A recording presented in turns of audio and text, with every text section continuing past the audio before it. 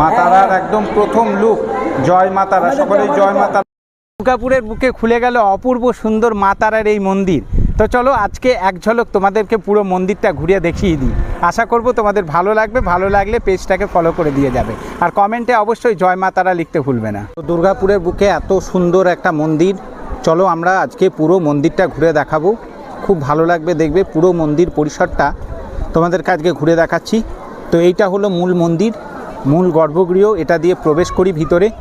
তো চলো আস্তে আস্তে যাই। যখন আমরা উপরে উঠছি তখন এখানে আমরা দেখতে পাচ্ছি সমুদ্র মন্থনের চিত্র ফুটিয়ে তোলা হয়েছে, আর এখানটাতে রয়েছে একটা খুব সুন্দর ঝর্ণা। দুটো হস্তি এখানে তোমাদেরকে স্বাগত জানাবার জন্য তৈরি আছে।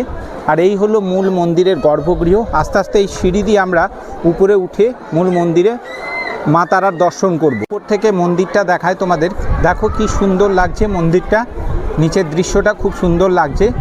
উপরে চলে এসেছি, প্রথমেই স্বামীজি একদিকে আর মা শারদা, আর তার ঠিক পাশে ওইদিকে রয়েছে রামকৃষ্ণ।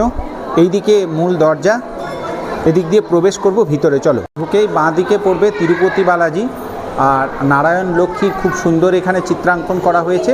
আমরা এই মুহূর্তে রয়েছে একদম ভিতরে, এই পাশেও রয়েছে তিরুপতি বালাজি, আর এখানে নারায়ণের যে শয়ন অবতার রয়েছে, দেখুন ব্রহ্মাদেবও রয়েছে, খুব সুন্দর চিত্রগুলো ফুটিয়ে তোলা হয়েছে।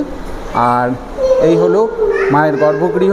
গর্ভগৃহে আজকে মন্দিরের প্রতিষ্ঠা দিন, আর এই প্রতিষ্ঠা দিবসে প্রথম দর্শন করুন মায়ের। জয় মা তারা, সকলেই কিন্তু লিখতে ভুলবেন না। অসাধারণ একদম, নিচে মায়ের পদযুগল, আর এই হলো মা তারার একদম প্রথম লুক। জয় মা তারা, সকলেই জয় মা তারা ভক্তি করে লিখুন। কি সুন্দর লাগছে দেখুন। ভিতরের গর্ভগৃহ দেখালাম আপনাদের, বাইরের অংশটা তোমাদেরকে একবার ঘুরিয়ে নিয়ে আসি। এদিকে বাবা মহাদেবের মন্দির রয়েছে, এখানে দেখো খুব সুন্দর এরকম বিভিন্ন রকমের যে পৌরাণিক যে কাহিনীগুলো রয়েছে সেগুলো এই দেওয়ালের মধ্যে ফুটিয়ে তোলা হয়েছে। সেরকমই তোমরা একটা দৃশ্য দেখতে পাচ্ছ। পুরো মন্দির জুড়েই কিন্তু এরকম দৃশ্য তোমরা চারিদিকে দেখতে পাবে। পুরো মন্দিরটাই কিন্তু খুব সুন্দর বাঁধানো রয়েছে, বাঁধানো একদম মেঝে রয়েছে। এখানে দেখো শ্রীকৃষ্ণ রাধার খুব সুন্দর লীলা মানে চিত্রাঙ্কনের মাধ্যমে দেখানো হয়েছে।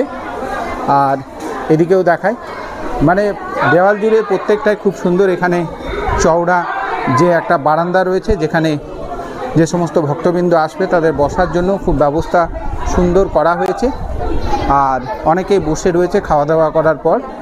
আর এখানে মা তারার একটা চিত্রাঙ্কন ফুটিয়ে তোলা হয়েছে।